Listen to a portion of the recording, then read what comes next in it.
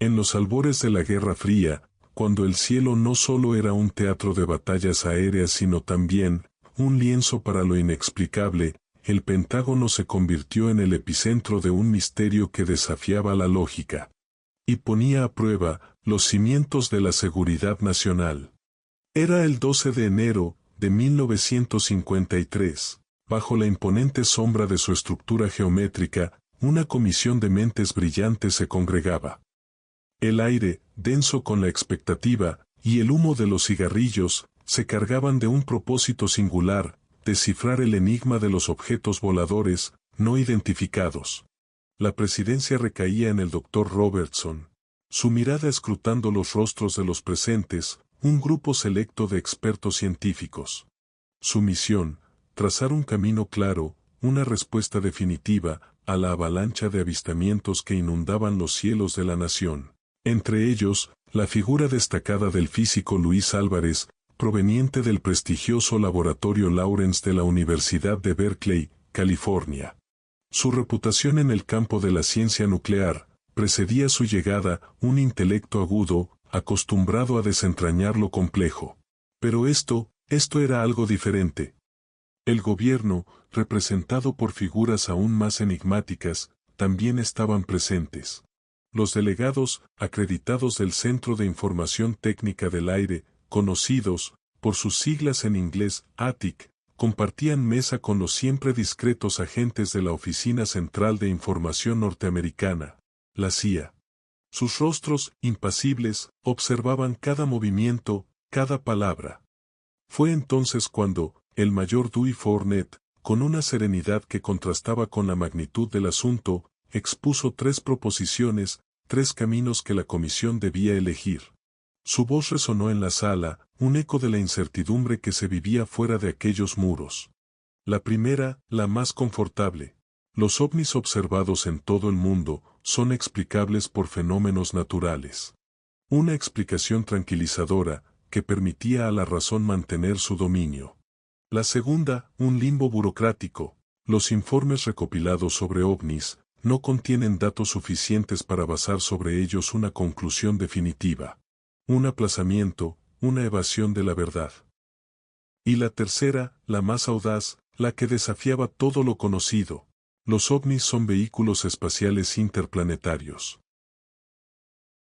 La primera reunión, lejos de ser un mero trámite, se tornó sensacional.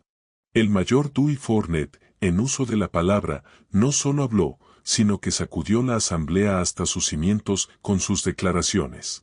Conforme a un estudio meticuloso basado en las maniobras complejas y antinaturales, efectuadas por los ovnis sobre el cielo norteamericano, observados por testigos dignos de todo crédito. Fournet presentó sus conclusiones, no eran meras conjeturas sino el resultado de un análisis riguroso, de patrones y testimonios.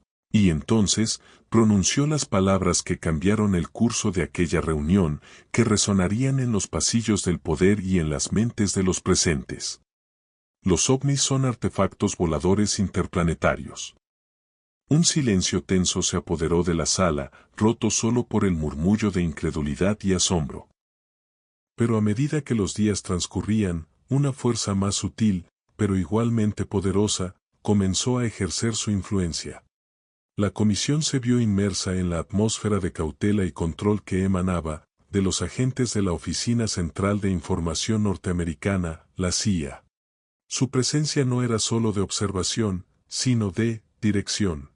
Su propuesta era clara y a la vez insidiosa: apagar poco a poco en el público el misterio que rodeaba a los ovnis. ¿Cómo hacerlo? En opinión de estos agentes, era menester que los servicios de la Fuerza Aérea de los Estados Unidos procedieran a un silenciamiento sistemático de estos casos. La justificación era contundente, diseñada para impactar en la fibra más sensible de la seguridad nacional. Estos avistamientos, este torbellino de especulaciones y testimonios, podrían llegar a constituir un atentado contra la seguridad del país. El miedo, como siempre, era una herramienta efectiva. Con estas declaraciones de los agentes de la CIA y el apoyo estratégico del Centro de Información Técnica del Aire, el ATIC, la comisión no tuvo más remedio que ceder, la verdad, o al menos su versión oficial. Fue escrita: los platillos voladores podían ser explicados como fenómenos naturales. Una conclusión forzada, una negación forzada de la evidencia. El silencio había comenzado. Pero las consecuencias de esta decisión, la verdadera magnitud de este encubrimiento, apenas comenzaban a manifestarse.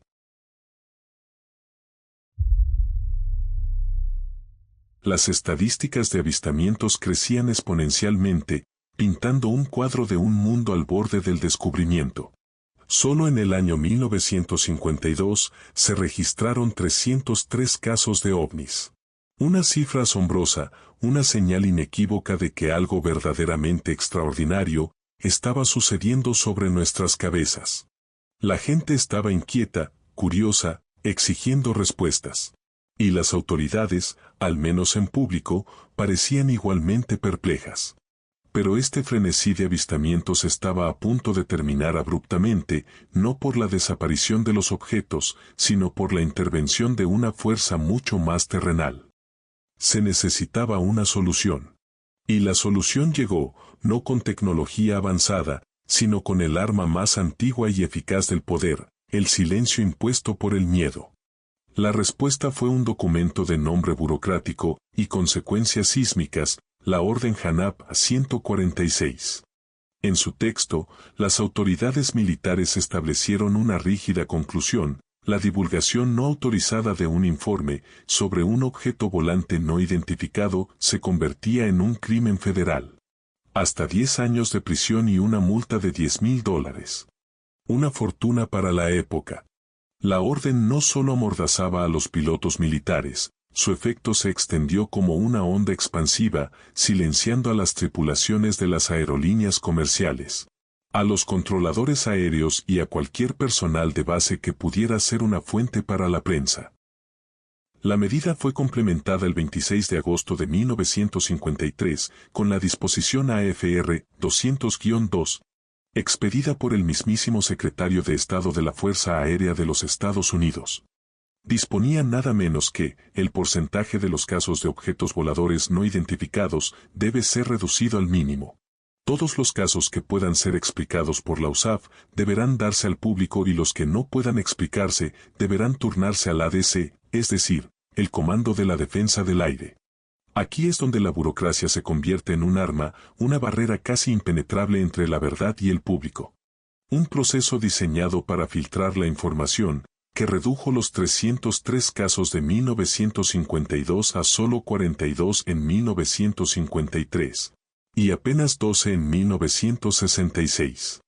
La estrategia parecía impecable, pero pese a todas estas disposiciones, algo debió haber fallado catastróficamente la madrugada del 19 de octubre de 1953, en un lugar cercano a Washington, D.C.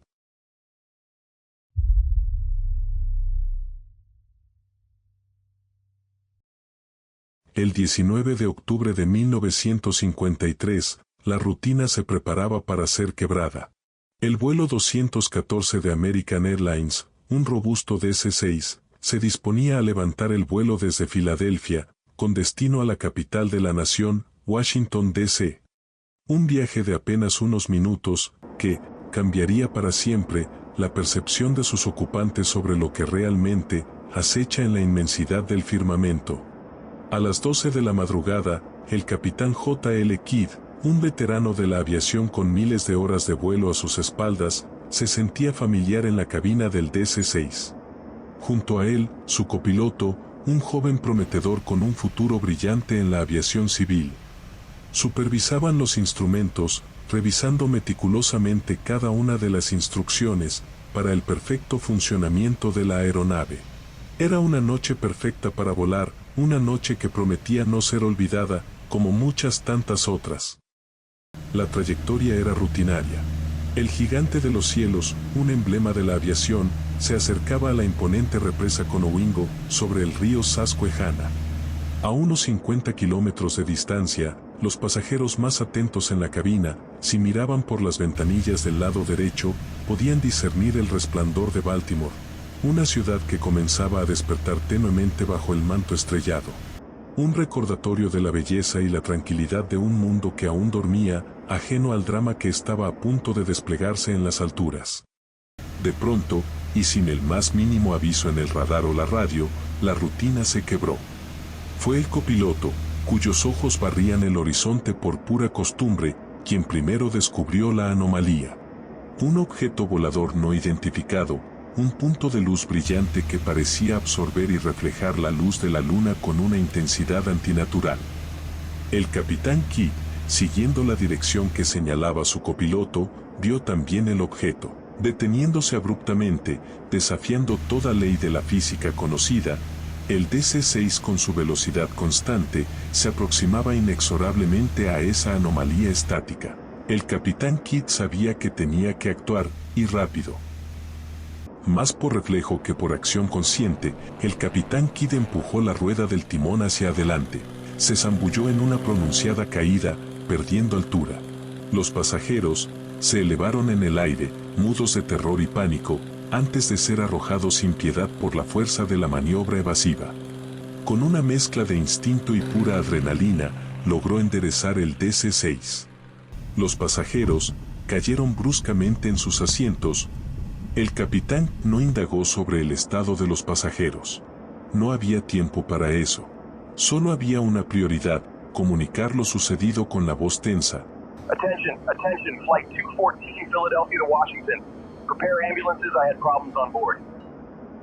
Ese mismo día, el prestigioso Washington Post, en su edición de la tarde, informaba a sus lectores de un accidente aéreo que había sido prevenido, y la causa era un objeto volador no identificado. La Junta de Aeronáutica Civil, con una prisa sospechosa, se negó terminantemente a aceptar las declaraciones del capitán Kidd. Su versión: el incidente había sido causado por un avión que volaba sin luces de navegación. Pero esa noche, en esa ruta aérea, ni un solo avión fue reportado volando sin luces. La verdad, a menudo, es mucho más extraña de lo que la ciencia y la lógica quieren admitir, y el cielo, a veces, guarda secretos que solo la audacia de unos pocos puede atreverse a desvelar.